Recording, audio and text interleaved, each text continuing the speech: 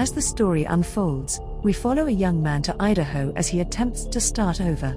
He's on a cross-country trip and feeling great about the future. He needed to put things right with his loved ones. He intended this trip to be a pilgrimage, but he had no idea it would be his last trip. On June 17, 2017, Smith, a hunter aged 18 years old, set out from his Junction City, Oregon, home in the direction of Nebraska. He wanted a better job to provide for his wife and newborn daughter. Instead of taking public transportation, he decided to hitchhike. However, he has informed his loved ones that he plans to take a 3-day bus ride to Nebraska. Hunter called his friend in Nebraska on June 20 to let him know that he was waiting for a bus to Idaho in Burns, Oregon.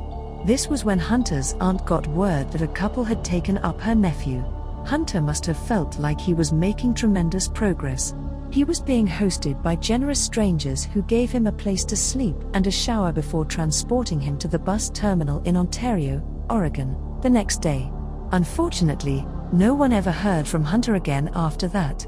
Since Hunter never showed up, his Nebraskan friend didn't contact Hunter's mom, Heather Smith, until late August. On August 4th, after more than a week, this was finally reported. Another team of police officers discovered human remains in the Bruneau Desert shortly after the search began. According to the Idaho Police Department, there was reasonable certainty that these were Hunter's remains. Hunter's remains were positively identified after a DNA sample provided by Heather was compared to the body.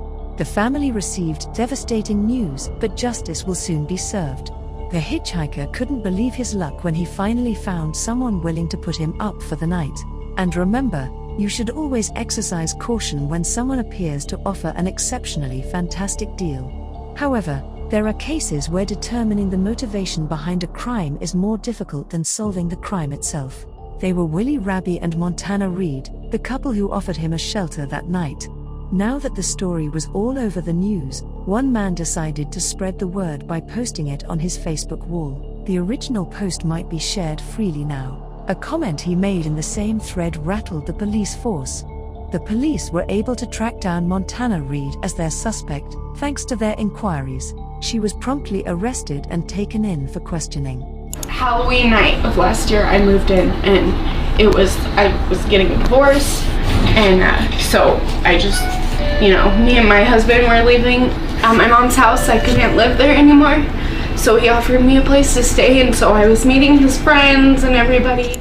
According to Montana, she and her husband had been residing in her mother's home, preparing to file for divorce, so she decided to go, and Nick generously provided her with a place to stay. From what she said, it sounds like Nick had a lot of friends around and was a really relaxed guy, but things will get a lot worse when the truth comes out.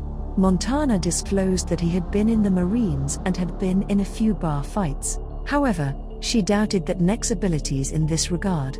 According to their questioning, Montana seemed completely innocent of the crime.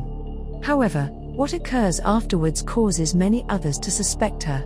Check out the video from the source linked below. She made it clear during the interrogation that she would not discuss her brief exchange with Nick. She did, in fact, discuss it with him. It's unusual for someone to converse with a suspect after learning that he has just committed a crime, so this raised eyebrows. She claimed she witnessed the interrogation firsthand the second time around. You let out a lot of information during Willie Raby's interrogation that he wasn't allowed to know if he had been present at the time of the crime. He also made other statements contradicting what Montana claimed throughout her interview. She wasn't using them to shoot bunnies, according to Montana. According to Willie, they are dating. Hunter was the intended target. It's now completely clear that Montana has no way out. This is the point at which she starts detailing what happened. As a result, they started a conversation. There was nothing they didn't reveal. They weren't out to assassinate Hunter Smith, they were only trying to save a friend. They tried to cover up the incident and act as if nothing had happened. That, too, is a serious offense. The 18-year-old hitchhiker from Oregon was senselessly killed. At the time, 35-year-old Willie Raby was given a prison term of 6 to 26 years. And 22-year-old Montana, who was found guilty of not reporting a death and sentenced to 15 years in jail, can apply for parole after serving 5 years. Their murder was committed for an unusual reason. and they intend to commit more murders in the future. After pleading guilty in April to first-degree murder, using a deadly weapon in the commission of a crime, and criminal conspiracy, Nick Vandenberg was given a sentence of 30 years to life in prison.